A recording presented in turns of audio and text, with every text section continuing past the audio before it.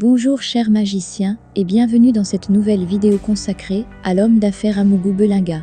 Voici l'immense fortune d'Amougou Belinga après la mort de Martinez Zogo. C'est lui-même qui connaît la provenance de son argent, mais pour cette fortune il mérite la prison. Restez branchés jusqu'à la fin de cette vidéo pour en savoir plus d'Amougou Belinga. Mais avant de commencer, abonne-toi à la chaîne et active la cloche de notification, clique sur l'option toute pour une communauté magique et encore plus grande. On commence. Né le 20 février 1965 à Nkumadza dans la Mefou et Akono, arrondissement de Mbankomo, l'enfance du petit Jean-Pierre est marquée par la pauvreté et la misère. Amougou Belinga et Louis-Paul Mota, le communiqué officiel de l'État de Guinée équatoriale est clair et sans appel. De près ou de loin, elle n'a jamais contribué ou participé, directement ou indirectement, à l'enrichissement de M. Amougou Belinga, avec un certain M.B.A.R.G.A.N.G.U.E.L.E. Martin. Pour justifier ses frasques financières, le politologue, spécialisé en enregistrement des conversations téléphoniques Amougou Belinga a cité plusieurs fois l'État de la Guinée équatoriale comme partenaire et source de ses affaires. La Guinée équatoriale vient de prouver le contraire par un communiqué officiel. La Guinée équatoriale ainsi écartée de ceux, et là où on croyait provenir les milliards de Amougou Belinga, il ne reste plus que le Cameroun où les plus avisés ont toujours évoqué les lignes 94 et 65 du MINPA, le ministère des Finances, le ministère de la Justice, le ministère de l'Agriculture, le ministère des Travaux Publics sans compter celui de l'administration territoriale, comme étant les véritables sources de l'enrichissement à grande vitesse du feu follet homme d'affaires.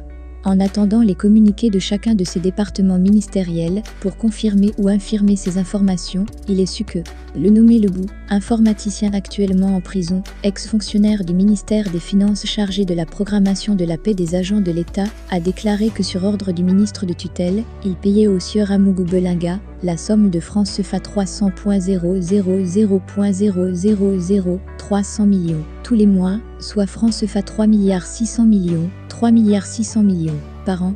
Rien qu'avec ce salaire des fonctionnaires fictifs, sa coopérative Vision Finance pouvait voir le jour pour blanchir cette somme. La façon par laquelle le promoteur de cette coopérative décaisse l'argent à la volée, si l'on s'en tient à ses voices virgules, est un indice indubitable d'une entreprise de blanchiment d'argent. La justice n'a pas entendu le ministre des Finances et Amougou Belinga dans cette dénonciation. Pourquoi ? Lebou le prisonnier s'interroge au même titre que les Camerounais. Qui les couvre au ministère de la Justice ? Il se susurre que les lignes budgétaires liées au développement rural ont été phagocytées dans le cadre des radios communautaires et autres équipements. À qui a été adjugé ce marché ? L'homme d'affaires Amougou Belinga est une fois de plus cité, à moins d'une preuve contraire.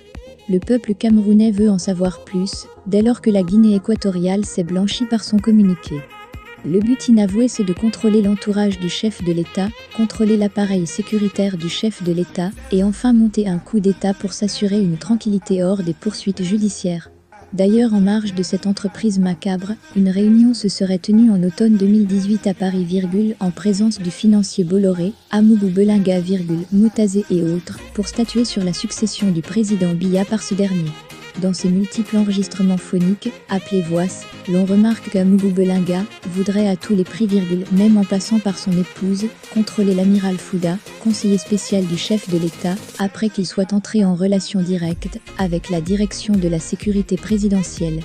Le puissant homme d'affaires Jean-Pierre Amougou Belinga, patron du groupe de presse L'Anecdote, est au cœur de toutes les polémiques sur les réseaux sociaux, amplifiées par cet échange téléphonique houleux avec l'ambassadeur du Cameroun en RCA. Dans un ton de condescendance, Amougou Belinga reproche à son interlocuteur d'avoir été absent lors de ses visites en Centrafrique. Dans une colère noire, l'homme d'affaires milliardaire évoque une transaction financière avec l'ambassadeur et avance avec facilité des fortes sommes d'argent, 100 millions et 400 millions.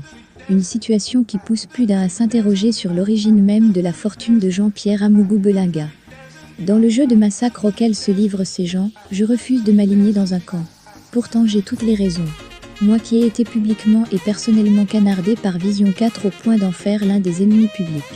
Je me refuse de me laisser guider par les émotions, mais on va aller méthodiquement. Car il faut toujours rester lucide pour ne pas se laisser distraire. Il y a une question que nous devons clairement poser, d'où vient l'argent d'Amougou Belinga ? Comment quelqu'un peut dépenser autant d'argent sans avoir des entreprises connues et reconnues ? Il n'est pas issu d'une famille héritière donc, il n'est pas né milliardaire. On suppose donc qu'il a construit sa fortune Sur quoi? Telles sont les questions que nous devons également avoir sur la table. La presse ne donne pas l'argent, donc le groupe Anecdote ne pouvait pas faire de Amougou Belinga un multimilliardaire. Or, pour qu'une société se construise dans la transparence et crée de véritables modèles, elle doit avoir une certaine traçabilité. Les jeunes doivent être capables d'identifier des success stories pour se projeter dans l'avenir. Tenez, Samuel Eto'o est milliardaire, on sait d'où il a pris son argent. James Onobiono est reconnu comme homme d'affaires.